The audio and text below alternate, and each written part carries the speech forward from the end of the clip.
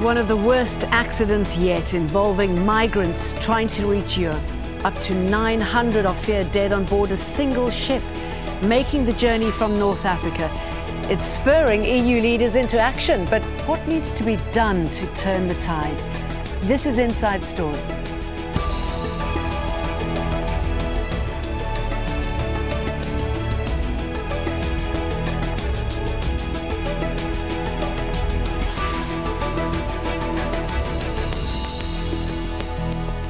Hello and welcome to the programme. I'm Jane Dutton. Europe has been shocked into addressing the rapidly escalating crisis of migrants trying to reach its shores. Thousands are making the dangerous journey across the Mediterranean, mainly from North Africa, fleeing from conflict, persecution and poverty at home in unprecedented numbers.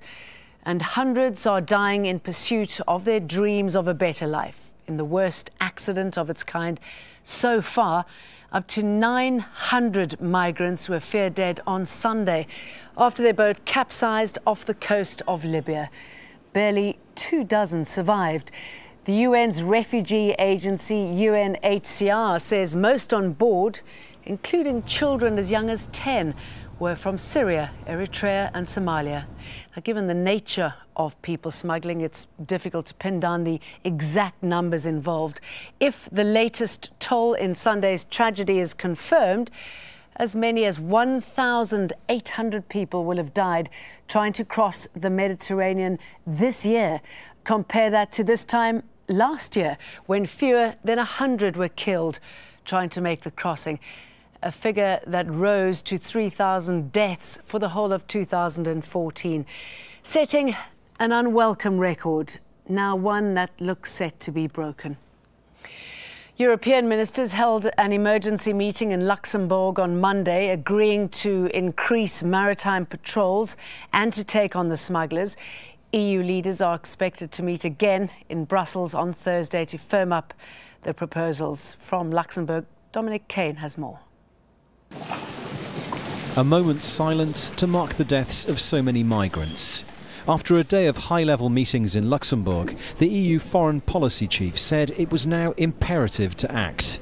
I think that today we are developing a truly European sense of urgency and solidarity in fighting human trafficking and saving lives. And let me add, on a personal note, finally so.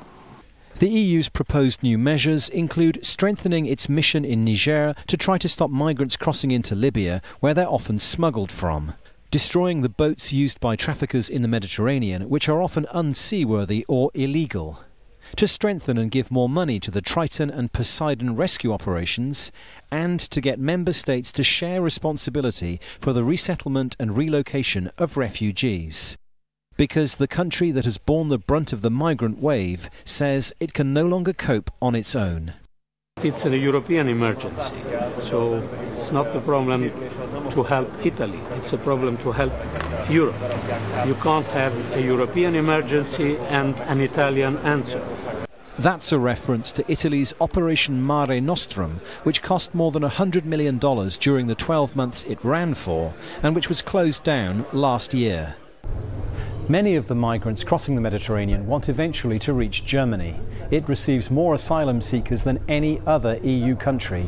And while ministers say the welfare of migrants is important, they also say solutions need to be found in the countries the migrants are leaving.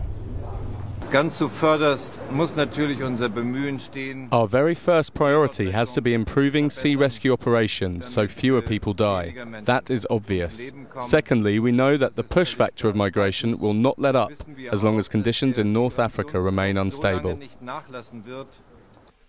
If anything long-term is to be achieved, both of these problems will need to be solved at the EU Leaders' Summit on Thursday. Dominic Kane, Al Jazeera, Luxembourg.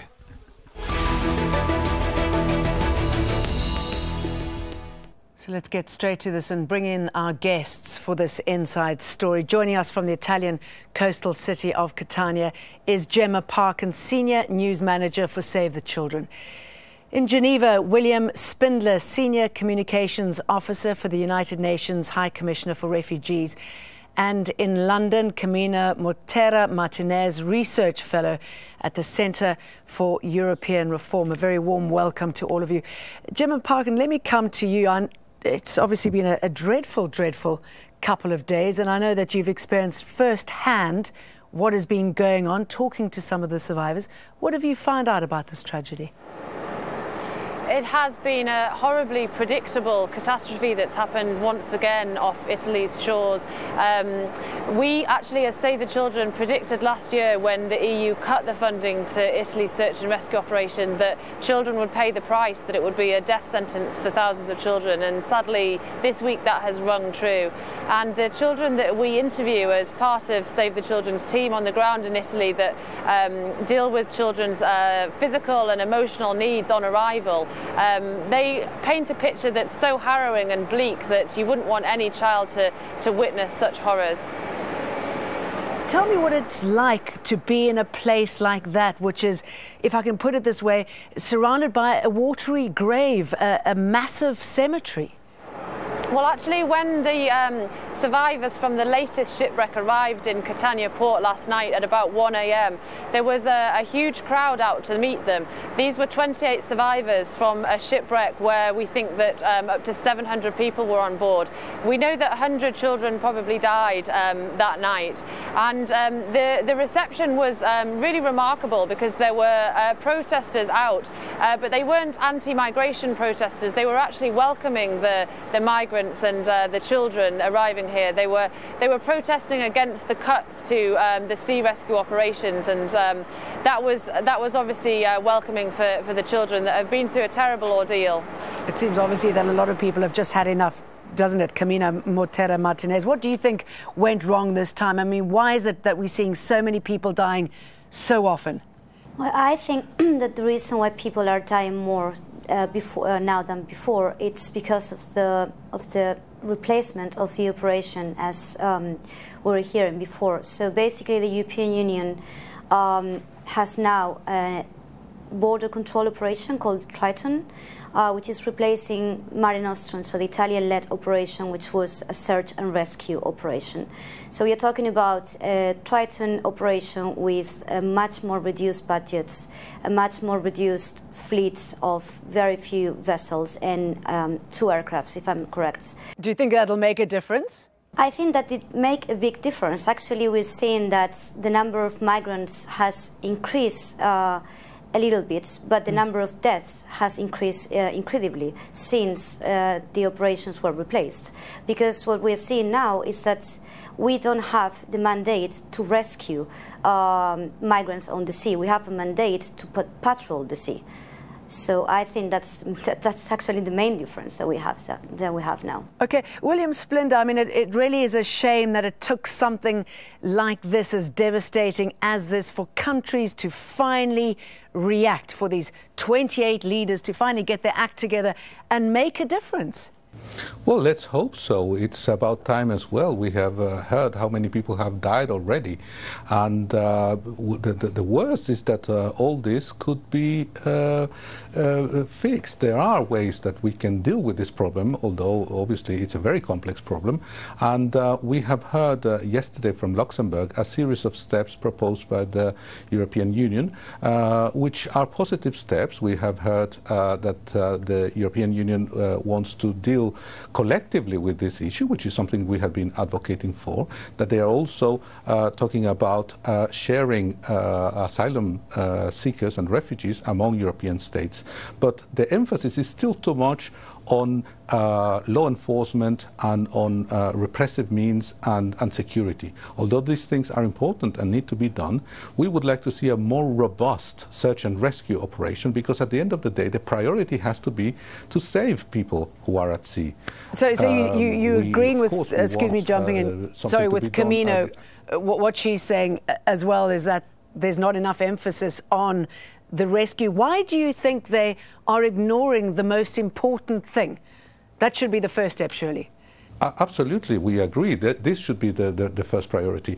Of course, smuggling and trafficking of human beings is dreadful, and we have seen the consequences of that.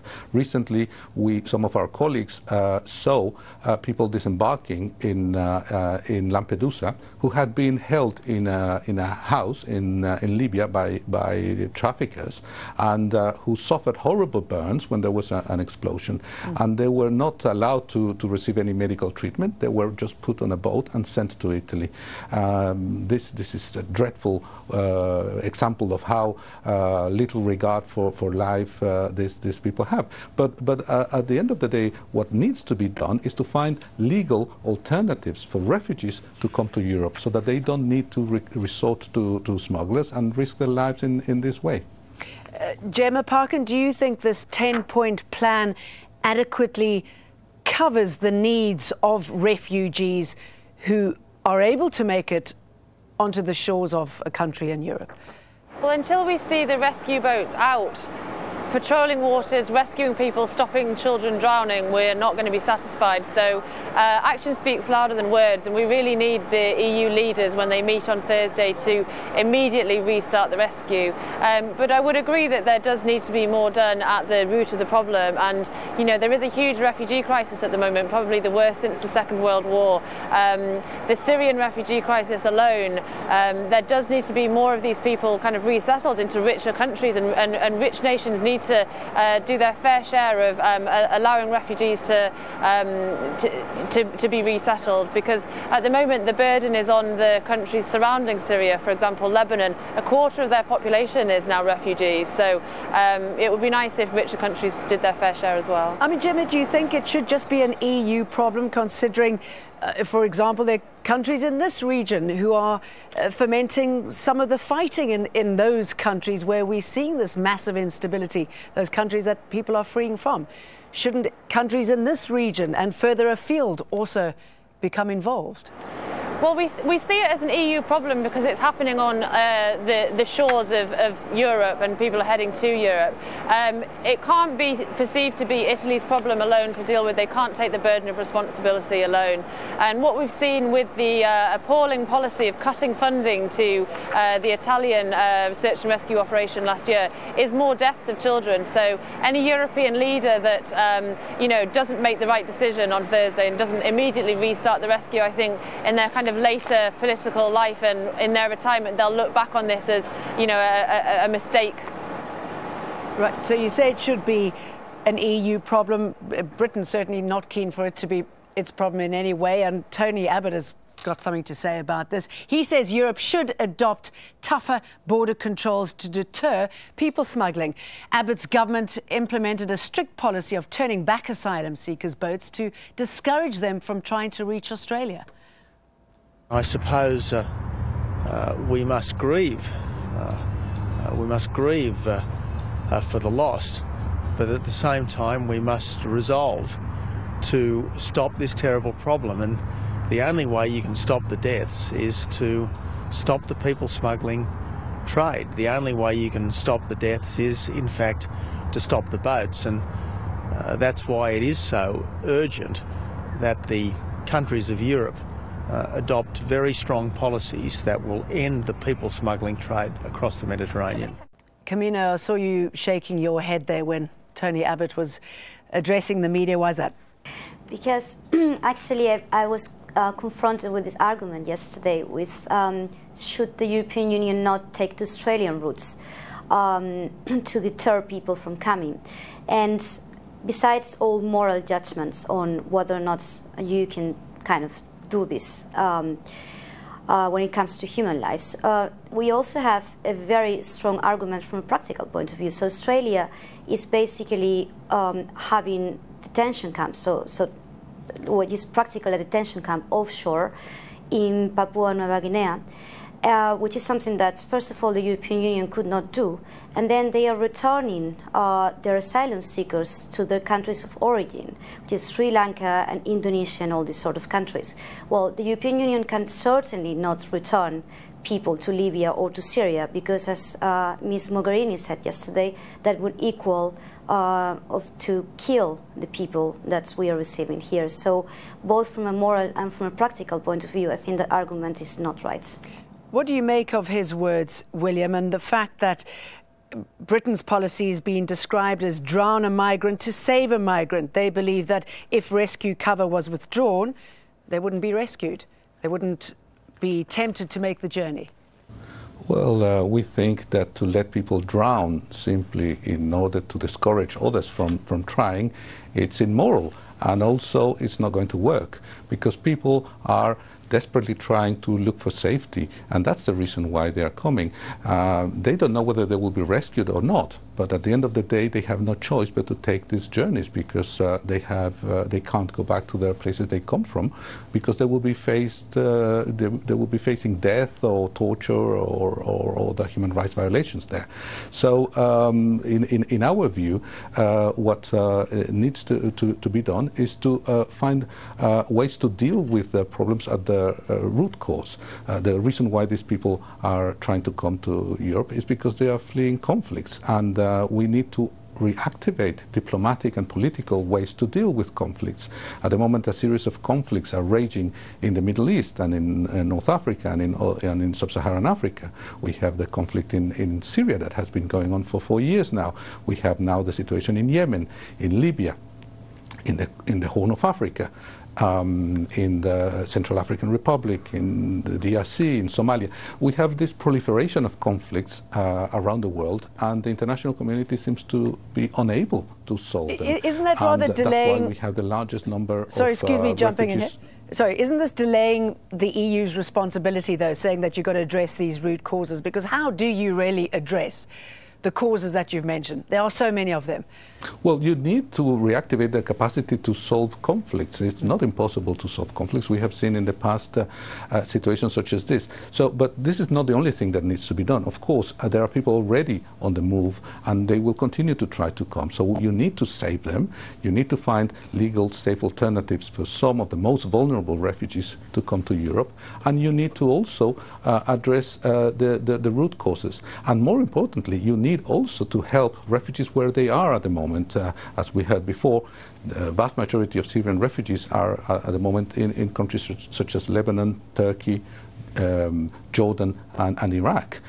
Almost 4 million refugees are in those 4 countries. So we would like more help to be given to these countries so that they can continue receiving refugees, keeping them safe and in decent conditions, so that they don't need to continue in their voyages to try to come to Europe and risk their lives in this way. Okay. Some of the people who have died recently or who have crossed the Mediterranean had already been refugees for months or years, but they decided that the conditions were so difficult in the countries where they were that they decided to try to come to Europe to find a better life. Okay, let me pick up on that, because by far the most common starting point for migrants making the sea journey to Europe is Libya, namely because of the conflict there, as we discussed, making security along large areas of the generally unpatrolled Mediterranean coastline all but non-existent. Refugees from Syria, Eritrea, Somalia and Afghanistan head the list of migrants leaving from Libya. And their main passage into Europe is through what's known as the Central Mediterranean route, taking them to the island of Malta and the Italian islands of Lampedusa and Sicily.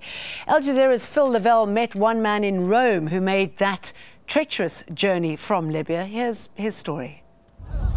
For the migrants crossing the Mediterranean Sea, it is a journey that represents a new life, a new start. Okay, my name is Joseph. And Joseph got that new life 5 years ago. They say you have now enter Italian waters. I was glad. Joseph had to get out of Ghana, made his way to Libya, where people smugglers put him on a boat for a price. Destination, Lampedusa. The first time I was lucky. The first time they promised me, Joe, you are moving today. I went there and they didn't take me. They said that the boat is over, so it's full, so I have to go the following 2 days' time. About 1 or 2 days' time, I heard that the boat has been sunk on the sea. All of the people died. So you had a narrow escape? Yes. I mean, the people were about 125 passengers, people. All of them died. All of them sank, including the boat. But the boat he did board also got into trouble and had to be rescued. Joseph still remembers vividly the moment he arrived in Europe. People, they were very kind to us. They were happy to receive us, so we all happy about them. So they sent us to Lampedusa for about 4 days. They check us, medication and everything. They treat us. After that, they took us inside plane, and we came to Rome. But life has not been as kind as he had hoped. Joseph takes odd jobs where he can. He barely gets by. I struggle to get money to feed myself.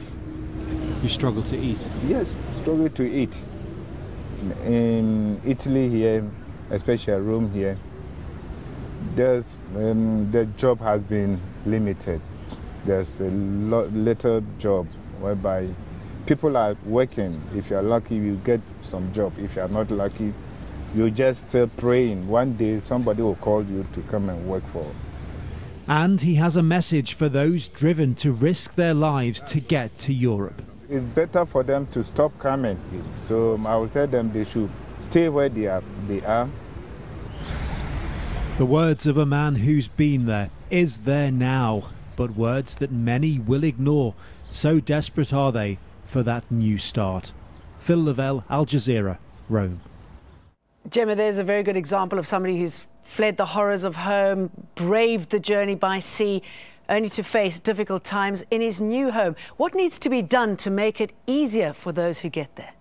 Well, it's all about accepting that this is a humanitarian crisis and focusing on the human aspect of it, as opposed to just talking about the big numbers and the statistics. You know, there's a man that lies behind the statistics, and so many times we hear these stories from children.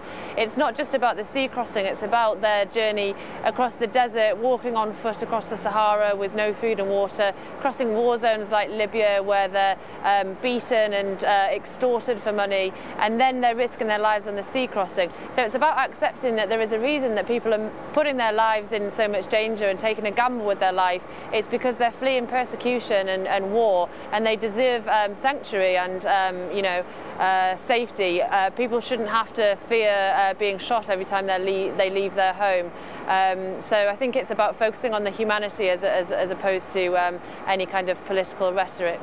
And Camino, I mean, sadly it's going to get worse, isn't it? Summer is on its way in these parts, and we are hearing, I mean, this report came out in about 2014, that something like 600,000 people are waiting to leave, to get on these boats, to take this treacherous journey to a better place. Yeah, well, it's a normal thing, right? That's with the temperatures of the sea being more kind, more people actually try to cross. I do believe that this is a very complex problem, of course, and that has many roots, as my co-guest was saying. So you not only have to address the problems in the country of origin, but you really need to take a decision and take action, which is what the European Union seems to be awakening to right now. And I really hope that the meeting on Thursday, the heads of state and government manage to actually find a very quick solution to this problem, because it is a humanitarian tragedy. Well, very interesting speaking to all three of you and hearing about your work. Thank you very much to my guests, Gemma Parkin, William Spindler and Camino Mortera-Martinez. And thank you very much for joining us on this edition of Inside Story. We'd obviously love to hear your thoughts. You can get in touch with us on our programme page at aljazeera.com. You can post your comments at facebook.com/AJ Inside Story, or tweet us. Just go to @AJ Inside Story and @Jane Dutton. From me and the rest of the team, goodbye for now and thanks for watching.